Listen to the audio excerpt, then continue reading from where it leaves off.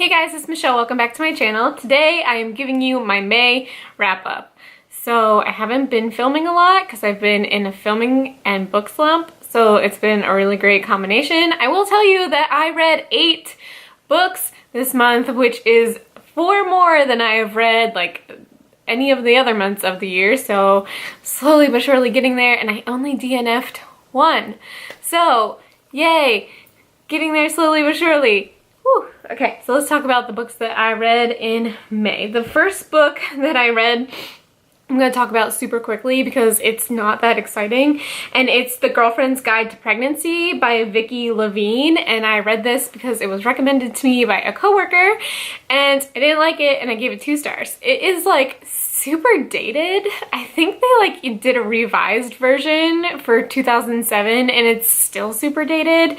And also it's just like this rich white lady who talks about pregnancy and is like have your nanny do everything. So could not relate, did not like this one, gave it 2 stars, and that's all I'm gonna say about that because no one cares about this. So okay, the next book that I read was actually a reread, and it was for my book club, and I can't find the actual book, so I'm just gonna show you the dust jacket. And that is What If It's Us by Becky Albertalli and Adam Silvera. Once again, this was a reread, and I should not have reread it because I ended up giving it 2 stars instead of my original 4 stars, and yikes. So when I first read this book, I read it as an ARC, and I was very excited to get it. I love Becky Albertalli. I really loved History Is All You Left Me by Adam Silvera, so like those 2 joining forces, holy crap. And yikes. I remember feeling let down the first time I read it, but like still was so excited to have a new book by Becky Albertalli, so like 4 stars. Then I reread it for book club, and I realized how much I hate both of these characters. Like, I really didn't like Ben the first time I read it, but like this time I realized how much I also really didn't like Arthur, which is Becky Albertalli's character as well. So like this whole thing was a big letdown, and I think I had like 75 pages left, and I just closed the book because I knew the ending. It wasn't satisfying. I did not like the ending the first time around, and I knew what was gonna happen, and I was just like, I don't need to keep reading this and doing this to myself, so I'm not going to. I'm thinking of unhauling it. That's how much I didn't like it, and it's a signed first edition wherever it is. And either way, like sometimes rereading books is a super good idea. It takes you back into that world, you get back with those characters, but then other times rereading that book makes you realize like how bad it was, and you just like missed how bad it was the first time. So that's definitely what happened with this book. And I'm upset that I reread it, to be honest. Like, I should have just talked about it from the first time I read it. So, gave this 2 stars. Did not like. Ugh. But then the next book that I read, I did really like. I reread Eclipse by Stephanie Meyer. For some reason, like, since I'm in such a reading slump, I am finding that rereading books this year is like very helpful for me to get out of the reading slump, and just like revisiting old favorites is really helping me. So rereading Eclipse was a joy. I remember when I read them 10 years ago, literally 2009, Eclipse was my favorite, and I don't think that's true now.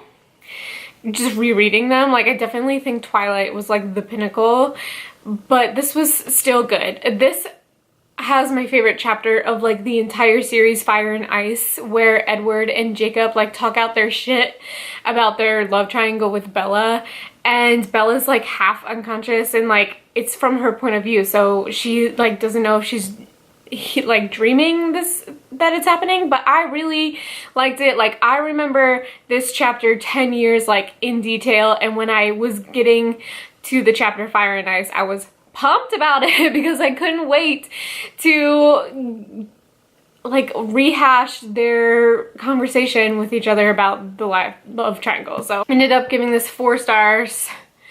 I am currently reading Breaking Dawn, which I have been like very not excited about because everyone knows it's not great. The direction Stephanie Meyer decided to take with Breaking Dawn is interesting, but as far as, you know, the series goes, Eclipse is still a solid one. I really liked it. There was a lot of action. There was a lot of love triangle-y stuff.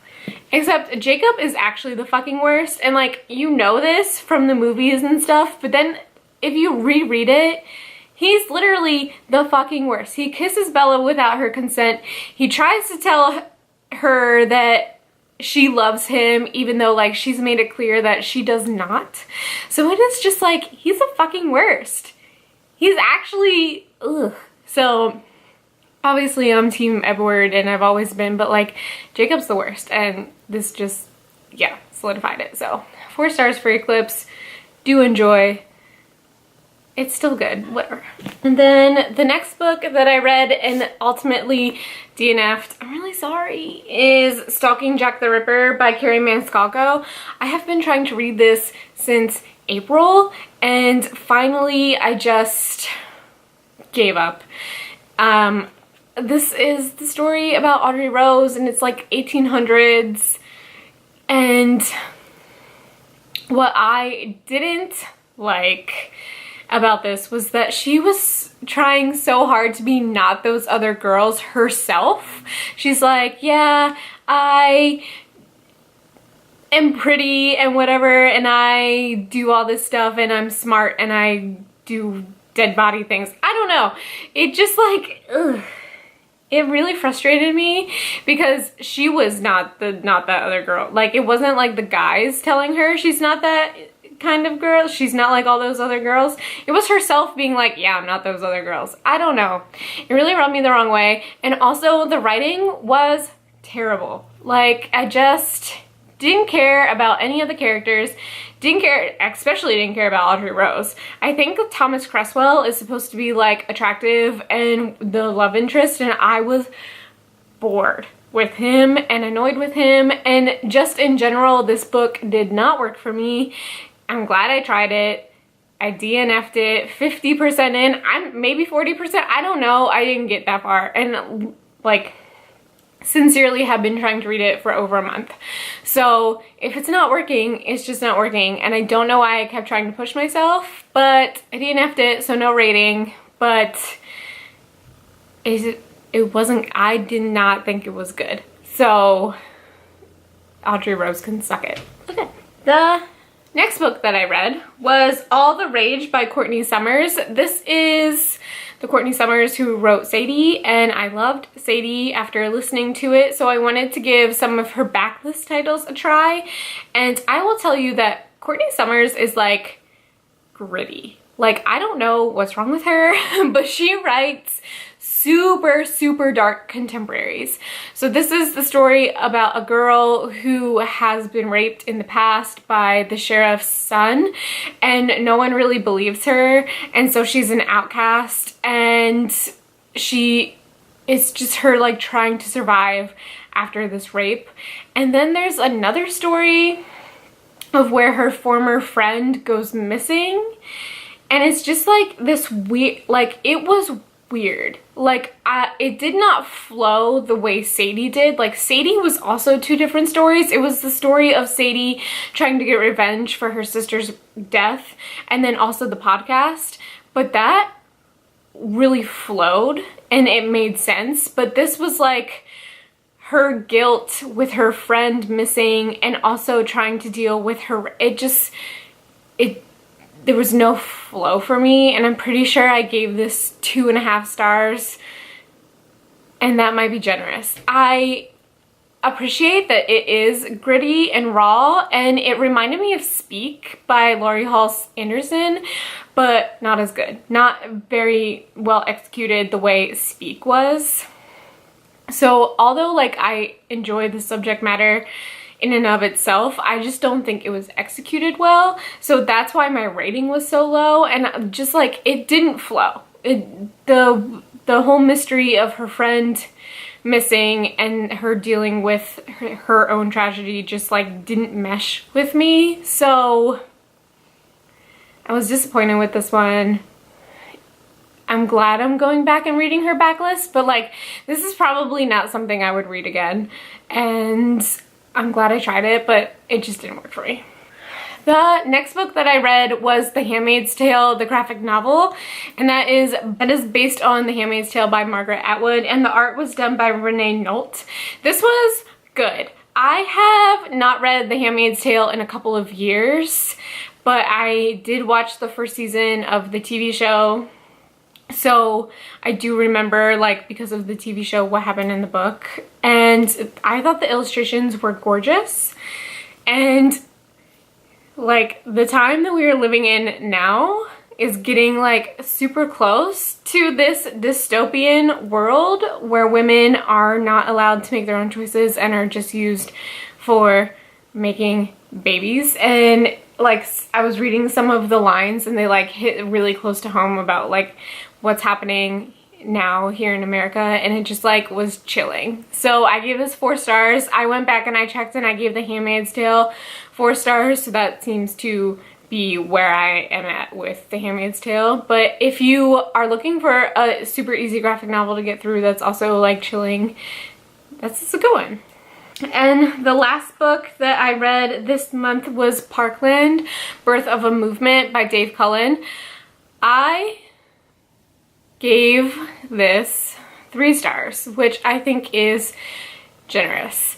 I read Columbine by Dave Cullen probably 4 years ago, and it literally scared the shit out of me. It was so chilling, and he went in such detail about the shooters of Columbine, and that's why it was so chilling, because he took 10 years to research for this book, and you can tell into like every detail of the survivors, of the victims, and of the shooters. And for Parkland, he really focused on the activism of the survivors of Parkland, which was a completely different course than he did with Columbine. And I understand why he did it, because we all know the names of the Columbine shooters, Dylan and somebody else, you know what I'm saying. But he did not say the name of the shooter of Parkland at all, which was completely different approach than Columbine, and he did it on purpose. But I just felt like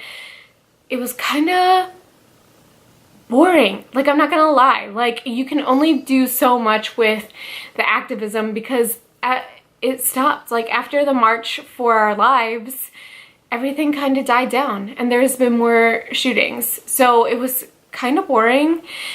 You didn't really like learn a lot about these kids that we didn't already know from social media. And you can tell like he spent 10 years on Columbine and he spent 10 months on Parkland, and you can totally tell. So it's not my favorite. If you're looking for something by Dave Cullen, Columbine is the way to go. It literally scared the shit out of me. It's so well researched. It's so well written. It is scary as crap. And plus, like, there's something to be said about the first school shooting and why it made such an impact. So I recommend Columbine more than Parkland. I'm glad I gave it a try. It just like, it didn't work out for me. So yeah, those are the 8 books that I read in the month of May.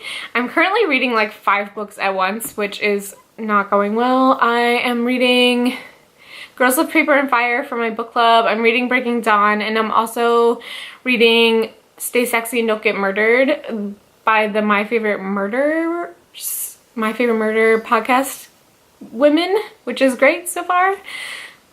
So yeah, I'm also reading other things that I honestly can't remember, but that's what I read for May.